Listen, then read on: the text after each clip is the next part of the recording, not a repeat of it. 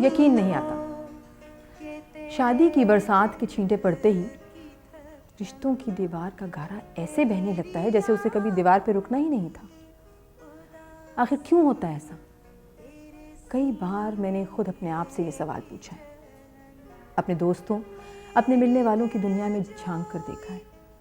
क्यों रिश्ते बड़ी मुश्किल से बनते हैं, उन्हें हम खुद अपनी मर्जी से बनाते हैं, संवारते हैं। ख्वाहिशात का एक एक बूटा, पसंद की एक एक मेहराब खुद तख्लीक करते हैं और फिर अपनी मर्जी से उतने ही आसानी से उन्हें तोड़ देते हैं। क्यों? गलती कहाँ होती है? कौन पहल करता है और कौन आखिर? शादी का बंधन हम अपनी मर्जी, अपनी पसंद से बांधते हैं। ये बंधन क्या है? अगर ये एक जंजीर है तो ये लोहे की सख्त तकलीफ दे जंजीर क्यों है? ये फूलों की गिरा भी तो हो सकती है। मैंने इसके बारे में एक औरत की तरह भी सोचा है और एक मर्द की तरह भी, और फिर इस बंधन के दोनों सिरों को बांध कर उन्हें परखने की कोशिश की है अपनी इस ड्रामा सीरियल तेरे सिवा में। तेरे सिवा मेरे लिए सिर्फ एक ड्रामा सीरियल नहीं है, ये एक सवाल भी है और माशरे के लिए एक जवाब भी। तेरे सिवा में मैंने 3 औरतों को एक ही रिश्ते से गुजरते हुए दिखाया है, और ये है उनकी ज़िंदगी में मर्द का रिश्ता। शादी के लिए जब वो ये रिश्ता बनाती है तो उसे लगता है कि यही वो मर्द है जिसे उसकी ज़िंदगी में आना था, यही वो आइडियल है। कोई दूसरा मर्द इतना मुनासिब, इतना आइडियल, इतना मौजूद हो ही नहीं सकता। और फिर शादी के बाद उसे लगता है कि कहीं कोई गलती हो गई, ये वो आदमी नहीं है, ये वो पहले जैसा आदमी नहीं है। क्यों? ये क्यों हमारे माशरे का एक बहुत बड़ा अलमिया है। आदमी सोचता है कि कहीं कोई गलती हो गई, ये वो औरत नहीं है, ये वो पहले जैसी औरत नहीं है। क्यों? इसी सवाल का जवाब देने की मैंने कोशिश की है। दरअसल शादी हमारी ज़िंदगी में एक ऐसा बंधन है जिसे बांधने के लिए हम बहुत मेहनत करते हैं, तो फिर उसे कायम रखने के लिए भी उतनी ही मेहनत करना होगी।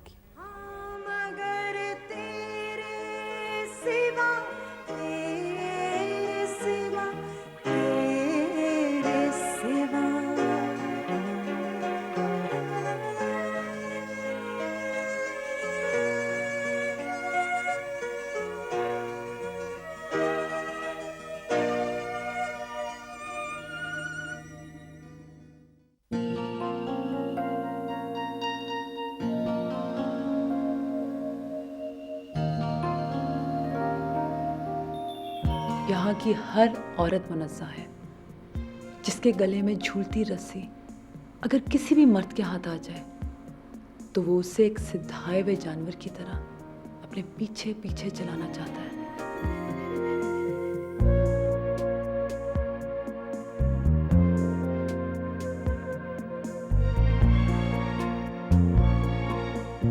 मैं मोहब्बत में जान देने पर यकीन नहीं रखती हूँ शुजात। मुझे अपनी ज़िंदगी और अपनी आज़ादी से बहुत प्यार है।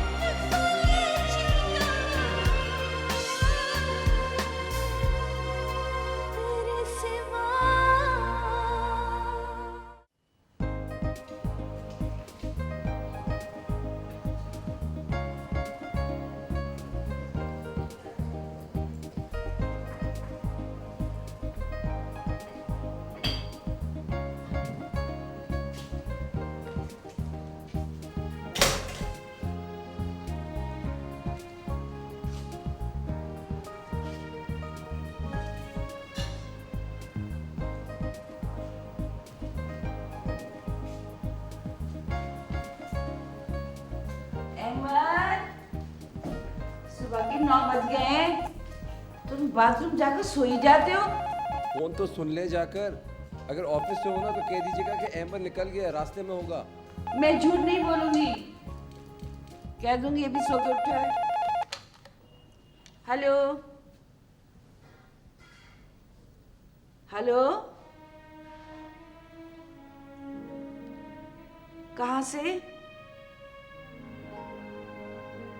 जी, मैं मिसेस अहमद बोल रही हूँ। आप कौन बोल रही हैं?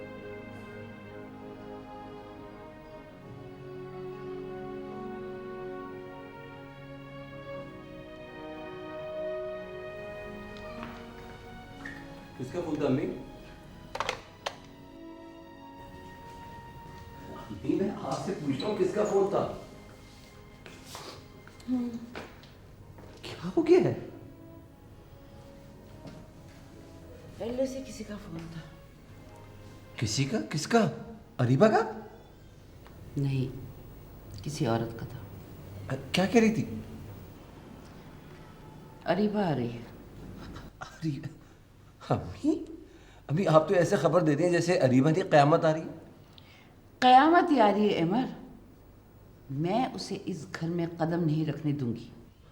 अम्मी 5 साल बाद आ रही है आपकी बेटी। मेरी बेटी को मरे हुए 3 साल गुजर चुके हैं।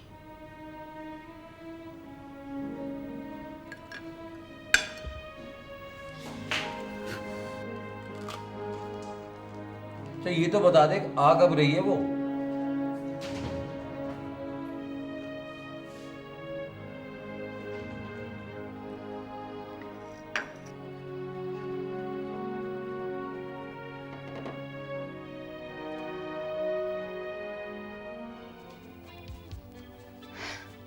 देखिए, एक्सक्यूज़ मी, प्लीज़ आप लोग बाहर बैठे, वो आएंगे तो उनसे बाहर ही सवाल कर लीजिएगा।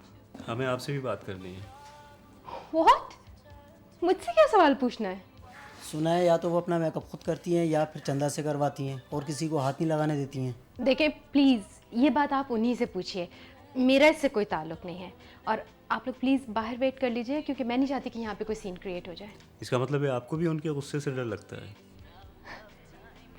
ये बात नहीं है, मैं सिर्फ नेगेटिव पब्लिसिटी से डरती हूँ। मैं नहीं चाहती कि आप लोग पेपर्स में लिख दें कि जी वो निगार का उनकी मेकअप आर्टिस्ट से झगड़ा। आप उन पर इल्ज़ाम लगा रही हैं? देखिए मैं सिर्फ हकीकत बयान कर रही हूँ, आप लोग प्लीज़ माइंड ना कीजिए, बाहर इंतज़ार कर लीजिए। अच्छा सिर्फ ये बता दीजिए कि निगार ने जब आपसे मेकअप करवाना ही नहीं था तो आपको फिर हायर क्यों किया था? आप लोग यहाँ क्यों आए हैं? मैडम वो आपसे इंटरव्यू। देखिए आपको मालूम है कि जब मैं सेट पे होती हूँ तो ना मैं इंटरव्यू देती हूँ और ना मैं किसी सवाल का जवाब देती हूँ। आप इंटरव्यू देना या सवाल जवाब करना कहाँ पसंद फरमाती हैं? आपके घर फ़ोन करो तो आपके नौकर सीधी तरीके से बात नहीं करते हैं।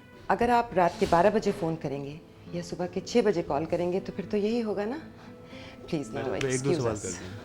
आपको कौन सी ज़ुबान समझ आएगी? निगार साहिबा आप बहुत बदतमीज़ हूँ, मुझे मालूम है। चलो। I swear.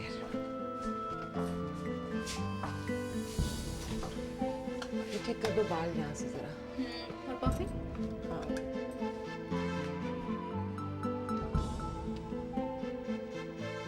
शफकत बीबी, कभी कोनों में भी झांक लिया करिए, हर तरफ गंद जमी हुई है। कल ही तो मैंने अच्छी तरह से सफाई की थी, पता नहीं ये मट्टी कहाँ से आ जाती है। खिड़कियाँ अगर इसी तरह चौपट खुली रही तो मट्टी तो आएगी। तो ये तुम्हारी काहली के खौफ से मैं खिड़कियाँ बंद कर दूँ और हर सो गर्मी में मर जाऊँ? आप एसी लगवा लें, आपका मसला भी हल हो जाएगा और मेरा भी। फजूल बातें मत करें, सफाई करें। कोई आ रहा है क्या? कोई नहीं आ रहा, तुम अपना काम करो।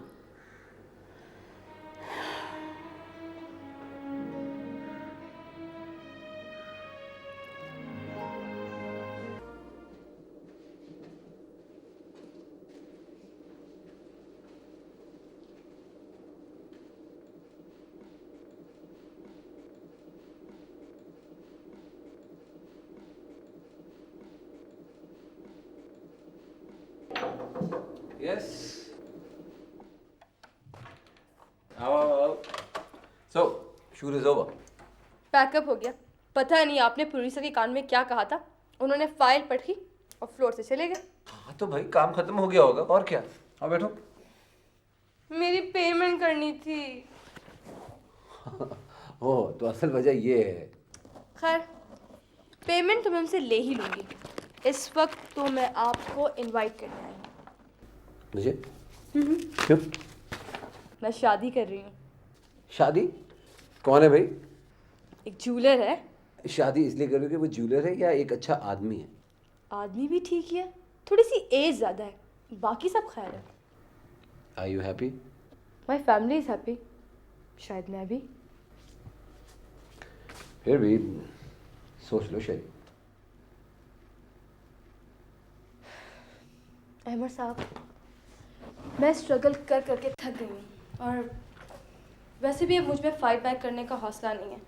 और आपको तो अंदाज़ा हो गई कि अगर मॉडल अपने आप को हालात के हवाले कर दे तो उसका क्या होता है। मगर शेरी तुम इस तरह तो अपने आप को और मुश्किलात में डाल लोगी। याद नहीं तुम्हें मनज़ा?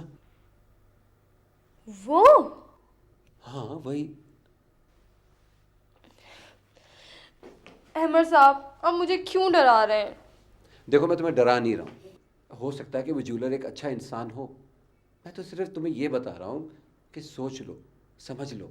वैसे अगर मुझे अभी एक्टिंग की कुछ अच्छी ऑफर्स हो जाए ना तो मैं इनकार कर दूंगी। शेरी इनकार करने के लिए बहाने मत ढूंढो। अगर तुम्हें थोड़ा सा भी शक है ना तो इनकार कर दो बस।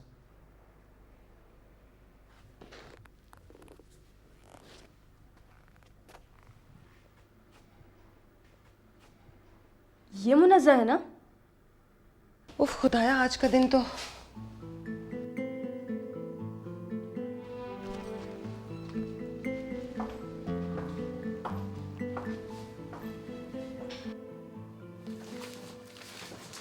मैडम माफ़ करना, 4 घंटे से बैठे बैठे नींद आ गई थी। आप थोड़ी देर और बैठिए, मैं मेकअप साफ करके आपको इंटरव्यू दे देती हूँ। Thank you.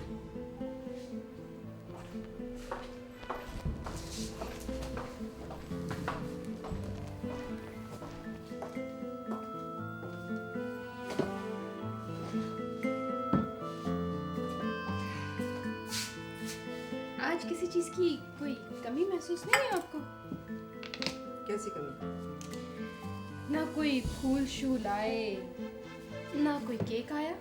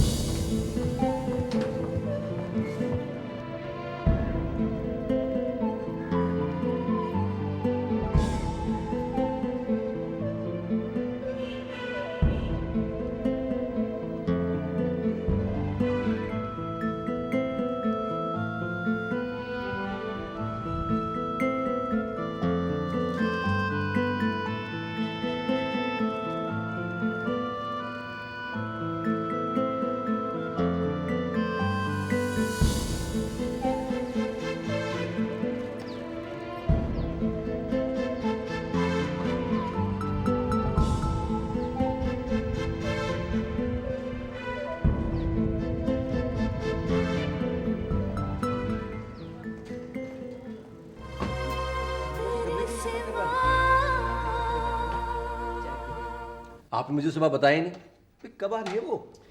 अमर, तुम समझते क्यों नहीं हो कि मैं इस सिलसिले में कोई बात सुनना नहीं चाहती। आसिफ, हाँ क्या कहाँ हो भाई तुम लोग? नहीं, मैं 2-3 रोज से फोन कर रही हूँ, सैम भी फोन नहीं उठा रहा। कहाँ? पैसे कहाँ से है?